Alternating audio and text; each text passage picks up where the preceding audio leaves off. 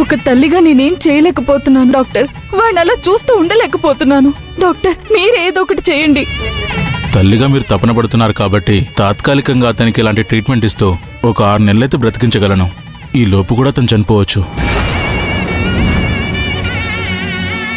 ఇంతకు మించి నేను మీకు చెప్పగలిగిందేం లేదు. డాక్టర్ అయ్యండి బ్రతికిస్తామని చెప్పాల్సిన వాళ్ళు మీరే ఇలా మాట్లాడితే ఎలా? అబద్ధాలు చెప్పి మిమ్మల్ని ఆశపెట్టడం కంటే నిజం చెప్పి మిమ్మల్ని ఇప్పటి నుంచే మానసికంగా స్ట్రాంగ్ చేయాలన్నదే నా ఉద్దేశం. మీ బాధ్యులు లెక్క నేను అబద్ధం చెప్పలేను. కానీ మీ అబ్బాయి చనిపోయాక మీరు తట్టుకోగలరా? దయచేసి నేను చెప్పేది అర్థం చేసుకోండి. ఎక్కువ ఆశలు పెట్టుకోకండి. మళ్ళీ ఏమైనా సీరియస్ అయితే ఫోన్ చేయండి. అలాగే డాక్టర్.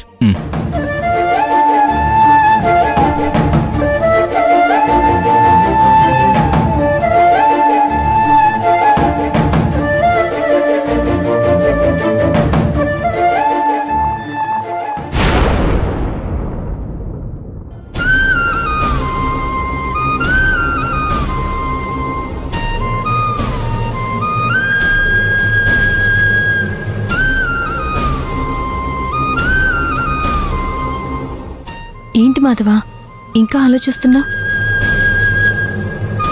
అలేఖ్యకి ఏం కావాలో కుండ బద్దలు కొట్టినట్టు చెప్పేసింది కదా. ఇక మన పార్టీకి మనం సెపరేట్గా ఉండాలి. వాళ్ళ పార్టీకి వాళ్ళు సెపరేట్గా ఉంటారు.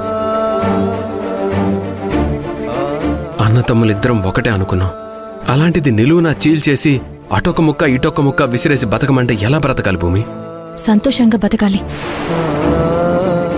అవును మాధవా, ఈ విషయంలో అలేఖ్యకి మనం థ్యాంక్స్ చెప్పాలి. ఎందుకు? మా అన్నతమ్ముల మధ్య తగు పెట్టినందుక?